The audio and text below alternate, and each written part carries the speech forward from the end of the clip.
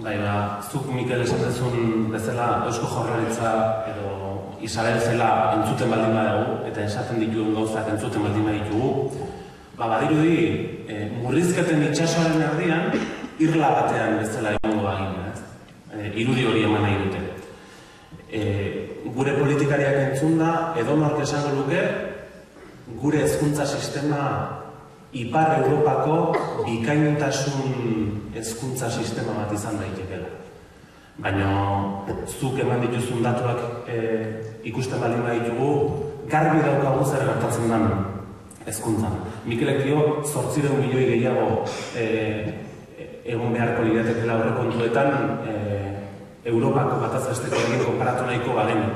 Badakizu zenbatan aurrekontu orokorra 2.600 milioi euro.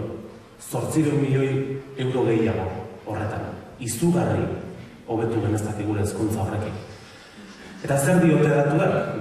Mikelek esan ditu batzuk baino. Ia 3 urtetan 300 milioi murriztu da hezkuntzako aurrekontua. Ia 3 urtetan 300 milioi. 2009 10 41 milioi, 2011 217 milioi, eta 2011-12ko aurrekontu konparaketatik 24 milioi. 3 urtetan 300 milioi. Izugarri. Eta murrizketa hori nola gauzatzen da? Oso garbi, eta edonork ondorio estatu dezake. 2011 ikasturtean 7.000 ikasle gehiago eduki genituen gure ikastetxetan. Eta 2011-12 ikasturtean 8.000 ikasle gehiago. Horrek edonork esango luke horrela baldin bada, hezkuntzako arlo ezberdinetan langile gehiago behar ditugu, irakasle gehiago, hezitzaile gehiago eta langile gehiago orokorrean. Baina zein izan da erabaki politikoa? 2011 ikasturtean 7.000 ikasle gehiago erantzuteko 257 irakasle gutxiago. Gutxiago. 7.000 gehiagori 257 gutxiago. Hau, irakaskuntza publikoan gertatu da. Eta irakasle gutxiago eta proportzioan hezitzaile gutxiago eta langile gutxiago arlo guztietan. Eta itunpeko irakaskuntzan ez daukagu daturik, Eusko Jaurlaritzak eta patronalek daturik ezkutatu egiten dituztelako.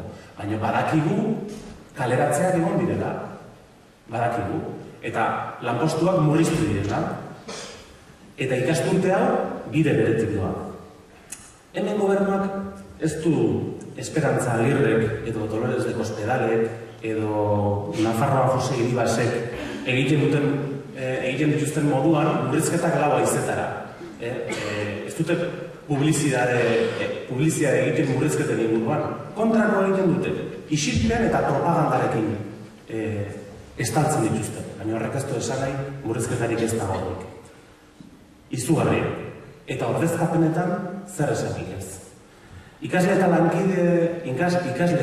lankideek astebete pasatu dezakete ordezkorik gabe.